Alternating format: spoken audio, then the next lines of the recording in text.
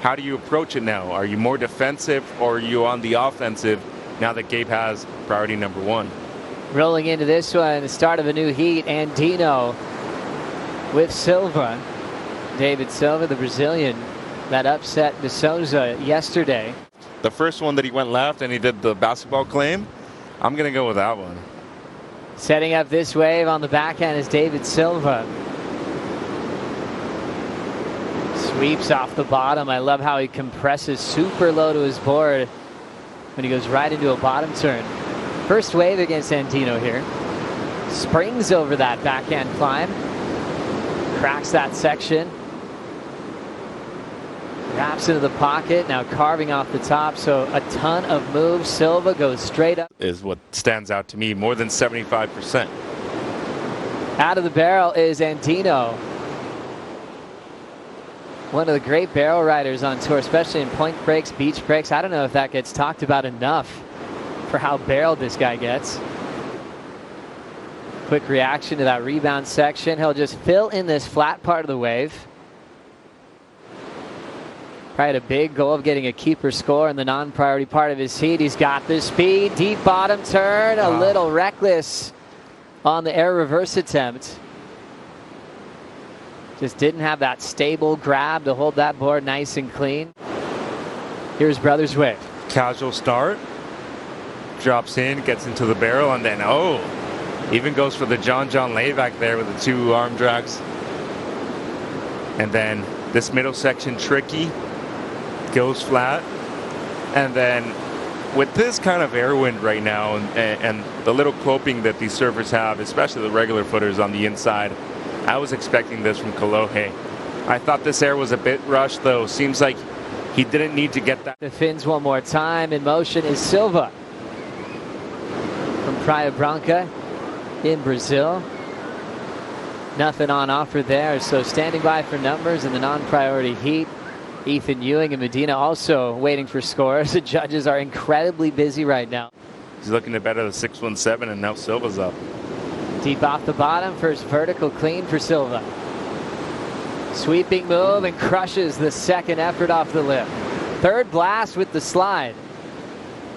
Now the Brazilian setting up another big backhand carve. Great start for Deivid.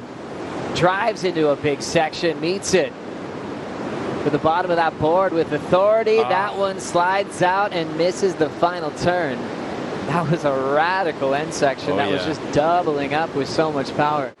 But now it's all about clinching that number one seed. We'll keep you posted on that as this one continues. Rolling in now, Andino. Ton of speed, big section, late on the alley-oop. So he'll fly away. I don't know who you've been hanging out with, but I've kind of heard the opposite. Okay. Some people want to be more strategic. Fair enough. Silva on a roll. Hard off the bottom. Snap and then falling. So a tough transition there. We talk about heat strategy all the time, how important it is to set up with a game plan and a game plan of just going for broke. But when you talk about a contact hitter, one of the best Europeans, the best European of all time, it's Jeremy. Now snap to start for Silva. Another clean snap with some great energy. Out in front with a backhand carve, still leading over Andino as they turn into the priority heat. Unbelievable range of maneuvers on his backhand. And now just weaving, setup work. Got through a couple of speed bumps there on the open face. Another tail slide hack. Under the lip, he'll get buried when he's thinking about just maybe one more move. Looking to better a 4.83. Teammates there on the beach, and wow, the aggressiveness of the first move from Deivid Silva has kind of been his strategy all event long, and I love the way he's able to spring out of those bottom turns too once he reaches the lip line. That turn right there, just beautiful given the section.